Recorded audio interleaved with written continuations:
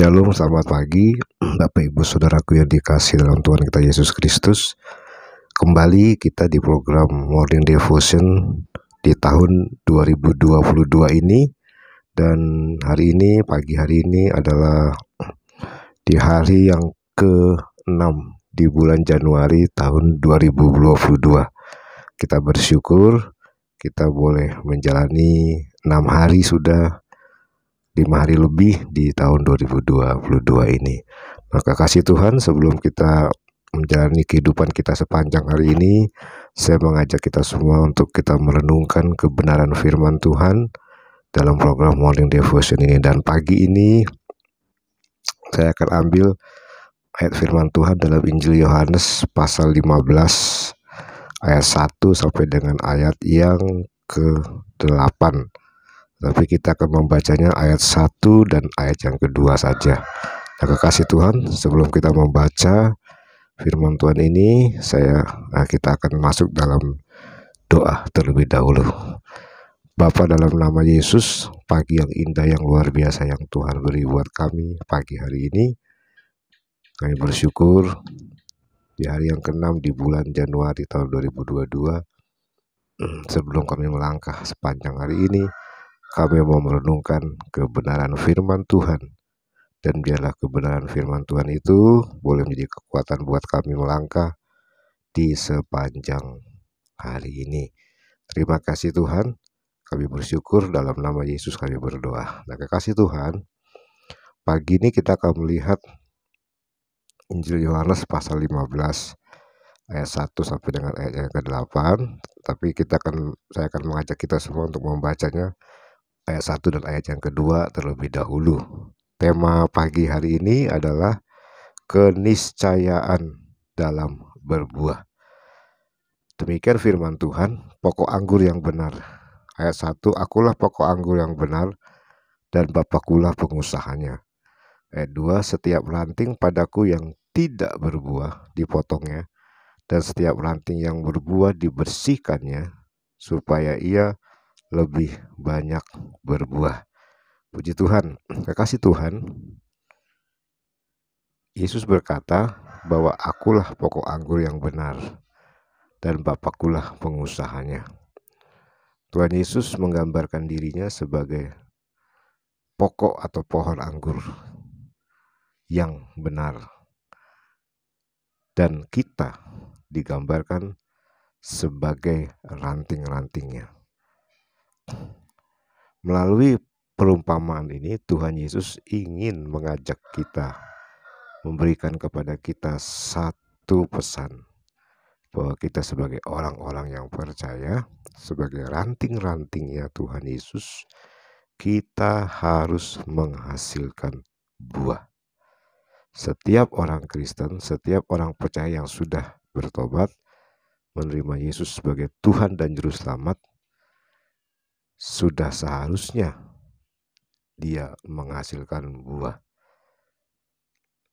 Sudah seharusnya dia berbuah, menjadi orang Kristen yang berbuah, menghasilkan buah yang Tuhan mau. Nah, kekasih Tuhan, sebelum kita melangkah lebih jauh, mari kita mau belajar firman Tuhan. Kita melihat tentang berbuah ini. Setiap orang Kristen, suka atau tidak suka, harus menghasilkan buah. Nah, keniscayaan dalam berbuah, saudaraku, ada beberapa hal yang ingin saya sampaikan.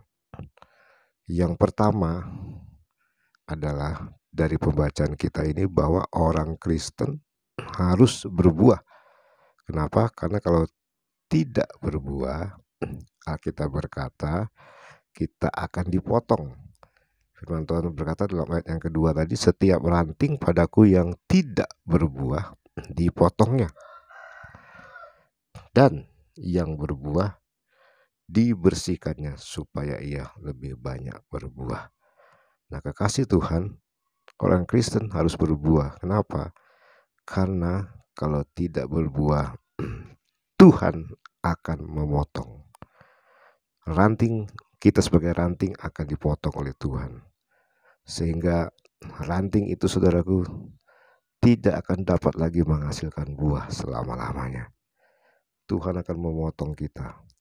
Ya, Tuhan akan memotong kita. Karena itu kita harus berbuah. Dan saudaraku, ketika kita sudah berbuah, firman Tuhan berkata bahwa kita akan selalu dibersihkannya. Kenapa saudaraku? Supaya kita lebih banyak berbuah. Jadi saudaraku, bagi orang Kristen yang berbuah, dia akan dibersihkannya supaya lebih lagi menghasilkan buah dan hidupnya semakin luar biasa. Lalu yang kedua, keniscayaan dalam berbuah adalah untuk bisa berbuah, kita harus tinggal di dalam Dia. Ya, ayat yang keempat dikatakan, tinggallah di dalam aku dan aku di dalam kamu. Sama seperti ranting tidak dapat berbuah dari dirinya sendiri kalau ia tidak tinggal pada pokok anggur. Demikian juga kamu tidak berbuah jikalau kamu tidak tinggal di dalam aku. Keniscayaan dalam berbuah yang kedua adalah untuk bisa berbuah, kita harus tinggal di dalam Dia. Dan Dia tinggal di dalam kita. Alasannya apa saudaraku? Alasannya adalah ketika kita tinggal di dalam Tuhan dan Tuhan ada di dalam kita, maka saudaraku, kita akan berbuah banyak. Alkitab berkata kita akan berbuah banyak. Jadi saudaraku, ketika kita dibersihkannya supaya lebih banyak berbuah, artinya adalah orang Kristen harus tinggal di dalam aku dan aku di dalam Dia, kata Tuhan Yesus, supaya kita dapat berbuah lebih banyak. Ya, lalu alasan kita atau keniscayaan kita dalam berbuah adalah kita harus tinggal dalam Dia dan Dia dalam kita supaya tidak dapat berbuat apa-apa kalau kita tidak tinggal di dalam Dia. Artinya kita tidak bisa melakukan apa-apa untuk menghasilkan buah. Alkitab berkata, jika kamu tidak tinggal dalam aku, kamu tidak bisa berbuat apa-apa. Kita tidak bisa berbuat apa-apa ketika kita tidak tinggal di dalam Tuhan. Ayat yang kelima dikatakan, akulah pokok anggur dan kamulah ranting-rantingnya. Barang siapa tinggal di dalam aku dan aku di dalam Dia, ia berbuah banyak, sebab di luar aku kamu tidak dapat berbuat apa-apa. Jadi saudaraku, keniscayaan dalam berbuah sebagai orang Kristen adalah untuk berbuah kita harus tinggal di dalam Dia dan Dia tinggal di dalam kita, supaya kita berbuah banyak, supaya kita bisa menghasilkan buah. Karena apa? Karena kalau kita tidak tinggal dalam Dia, kita tidak dapat berbuat apa-apa, kata Tuhan, untuk menghasilkan yang buah. Saudaraku, ayat yang ke-6 berkata, barang siapa tidak tinggal dalam aku, ia dibuang keluar seperti ranting dan menjadi kering. Kemudian dikumpulkan orang dan dicampakkan ke dalam api, lalu dibakar. Saudaraku, ayat yang ke-6 berkata, jika kita tidak tinggal dalam Dia, kita tidak bisa berbuah. Kalau kita tidak bisa berbuah, maka akibatnya Alkitab berkata, kita akan dibuang keluar, kata Tuhan Yesus. Lalu kita akan menjadi kering.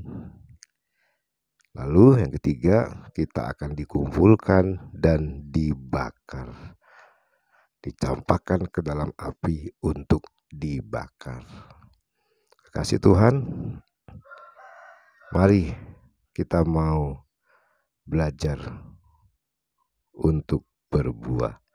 Mari kita menjadi orang Kristen yang menghasilkan buah. Kenapa? Karena keniscayaan dalam berbuah. Yang pertama, orang Kristen berbuah, kalau tidak berbuah dia akan dipotong. Kalau dia tidak berbuah dia akan dipotong, tapi yang berbuah dibersihkannya. Lalu yang kedua, keniscayaan dalam berbuah adalah untuk bisa berbuah, Kita harus tinggal di dalam Dia dan Dia di dalam kita, supaya kita bisa berbuah lebih banyak lagi, supaya kita bisa berbuat apa-apa. Karena kalau kita tidak tinggal dalam Dia dan Dia tidak tinggal dalam kita, kita tidak dapat berbuat apa-apa. Artinya kita tidak bisa punya kemampuan untuk menghasilkan buah. Lalu, saudaraku, kalau kita tidak berbuah, maka firman Tuhan katakan kita akan dibuang keluar, kita menjadi kering, dikumpulkan dan dibakar. Puji Tuhan, saudaraku, biarlah pagi hari ini oleh firman Tuhan ini kita mau belajar untuk kita boleh menghasilkan buah yang sesuai dengan apa yang Tuhan mau dalam kehidupan kita. Biarlah kita menjadi orang Kristen yang tidak hanya sekedar banyak daun, tapi kita menjadi orang Kristen yang menghasilkan buah. Tuhan Yesus memberkati kita semua. Shalom.